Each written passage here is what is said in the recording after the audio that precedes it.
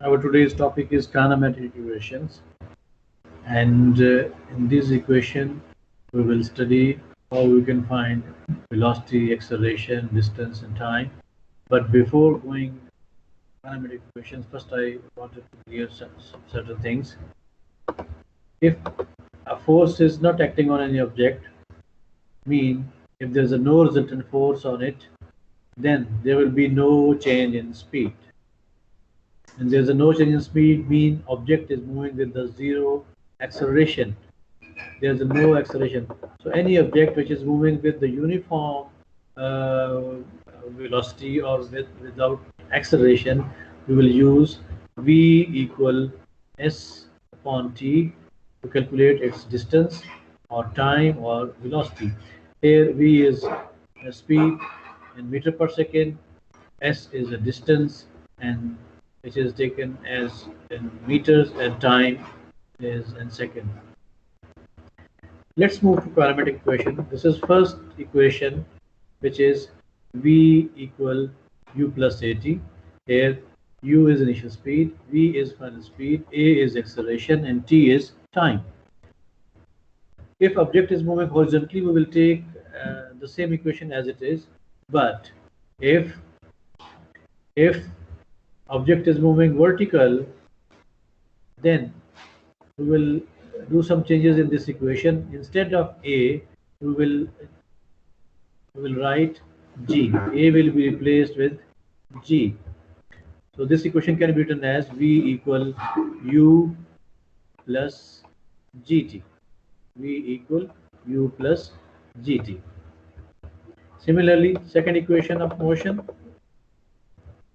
s is equal to ut plus half at square.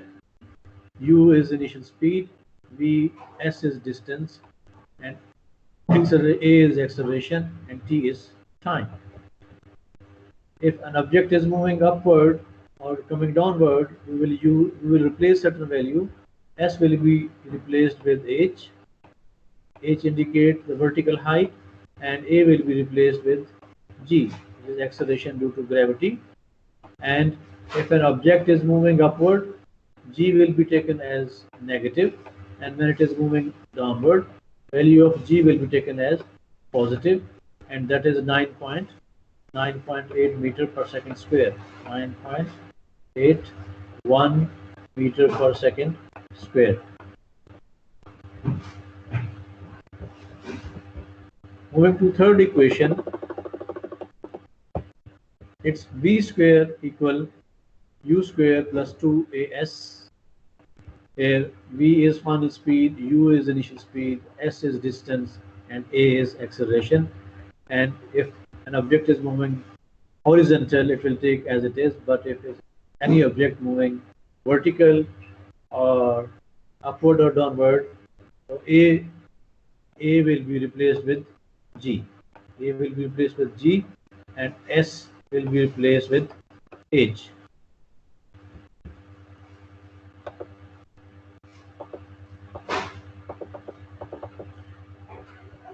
Let's move to some questions. Then you will more understand how we are applying these equations and how we are calculating different problems. For example, if a stone is dropped from a cliff and it takes 3 seconds to reach the ground, here, what is its speed when it hit the ground? So initial speed here, as per data, initial speed is 0, and v, with which speed it will hit the ground, we have to find. V we have to find,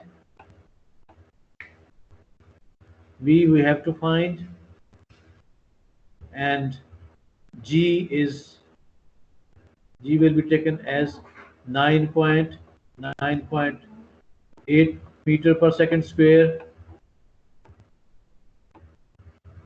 Time is 3 seconds.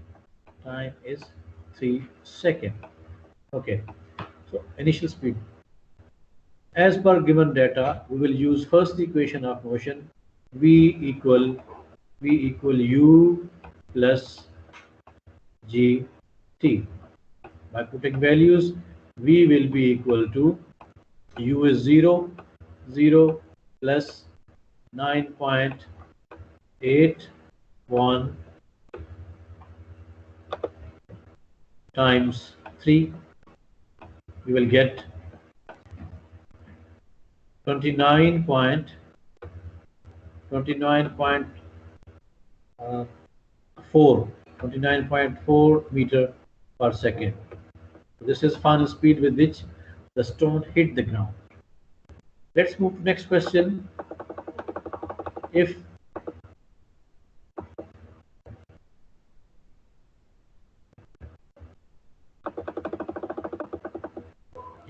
we want to find how much height was this, so we can calculate the same. Using same data, we can calculate its height as well. Like by using h is equal to ut plus half gt square. Let me change. By putting values, h we have to find, u was 0, so this whole factor will become 0 plus half multiplied by 9.81 into 3 square. Time was 3. We will take its square. 3 square. So after calculation, it will be 44.1 meter. This is the distance which stone covered from throwing position to ground, and it hit the ground with this speed, 29.4 meter per second. I hope you have understand the application of kinematic equation. Here I apply first equation of motion and second equation of motion. Similarly, there is another question here. A bird in figure A draw the stone from a height of 88 meters above the water surface. Initially, the stone has 0 vertical velocity. How long will it take the stone to reach the surface of the pond? So we have to find the time taken from bird to surface of the water. So here you can think which equation we can use. Just take a moment and solve this equation. It's a very, very interesting question, and I hope you have understand the application of kinematic equations, and you will do problem solving in a very good way.